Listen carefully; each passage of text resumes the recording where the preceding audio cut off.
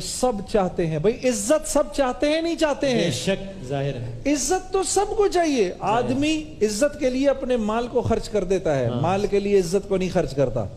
इज्जत सबको चाहिए। वसीम भाई, ये एक दुआ है, टेलीविजन पे इस वक्त सुनने वाले और देखने वाले देख रहे होंगे, और ये मेरी बहनों आप लोग भी अगर जो यहाँ बैठे हुए हैं, तो आप हजरात भी अगर चाहें तो ये अपने किसी दोस्त को, अपने किसी भाई को कह दो कि इसको रिकॉर्ड कर ले।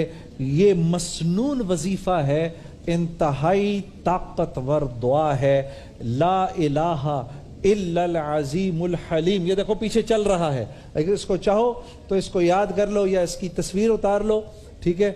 ला इलाहा इल्लल अज़ीमुल हलीम, ला इलाहा इल्ला रब्बुल अर्शिल अज़ीम, ला इलाहा इल्ला रब्बुस समावाति व रब्बुल अर्दी व रब्बुल अर्शिल अज़ीम।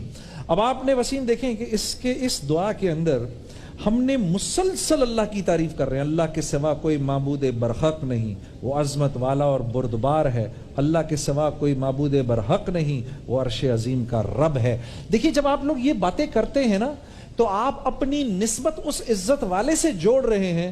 जो ये काम करेगा अल्लाह उसको इज्जत देगा, चाहे उसके कितने ही जिल्लत के नक्शे क्यों ना हो, उन जिल्लत के नक्शों में अल्लाह उसको इज्जत देगा। ये मेरे नबी का बोल है और मेरे नबी की बात गलत नहीं हो सकती।